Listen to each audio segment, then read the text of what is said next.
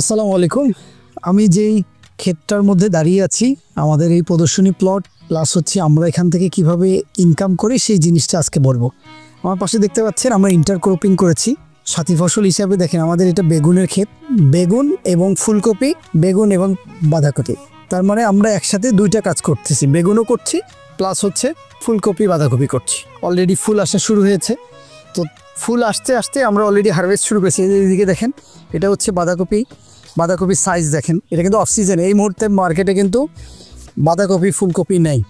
এখন যদি আমি এটা বাজারে বিক্রি করি মোটামুটি একটা ভালো দাম পাবো। এই যে অফ সিজনের যে জায়গাগুলো সেগুলো কিন্তু আমরা ব্যবহার করতে পারি। তবে আমরা এই জায়গাতে কিছু কিছু খরচ কমিয়েছি। কিভাবে আমি একটু যদি দেখাই, এই যে দেখতে পাচ্ছেন আমরা এখানে ড্রিপ ইরিগেশন ব্যবহার করছি। তো এই ড্রিপ ইরিগেশনটা আমরা যখন ছেড়ে দিই এখানে অটোমেটিকলি পানি যেতে থাকে। তার মানে আমার পানির খরচ আমি কমিয়েছি, প্লাস হচ্ছে মালচিং ব্যবহার করেছি। মালচিং ব্যবহার করার কারণে যেটা হয়েছে যে এখানে ঘাস কম হয়েছে, আমার লেবার খরচ কমে গেছে।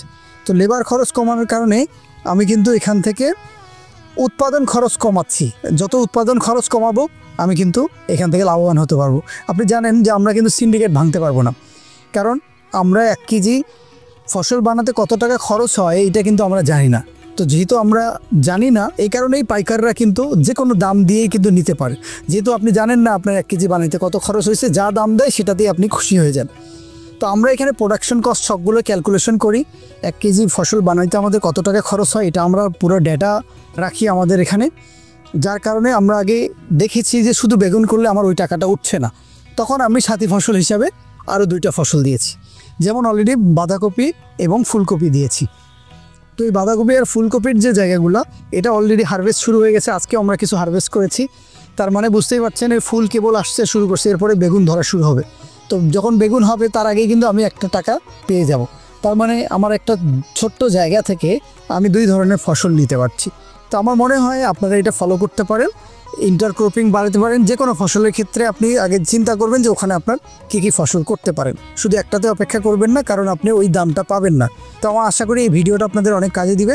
আমরা দেখেছেন আমরা অলরেডি কীটনাশকের খরচ কমানোর জন্য আমরা বিভিন্ন ফাঁদ ব্যবহার করেছি, যেটার কারণে এখানে কীটনাশকের খরচ কম। আর আমরা চাই যে এই নিরাপদ বানানোর জন্য যত চেষ্টা করা লাগে, আমার মাটি পরীক্ষা থেকে শুরু করে এই ওয়াশিং যে জিনিসগুলো আছে সবগুলো ফলো করে আমরা এই নিরাপদ সবজিগুলো তৈরি করার চেষ্টা করি। তো আপনারাও চেষ্টা করবেন যেভাবে কম খরচে একটা ভালো ফসল বেশি টাকায় বিক্রি করতে পারেন। সবাই ভালো থাকেন, সুস্থ থাকেন, আল্লাহ হাফেজ।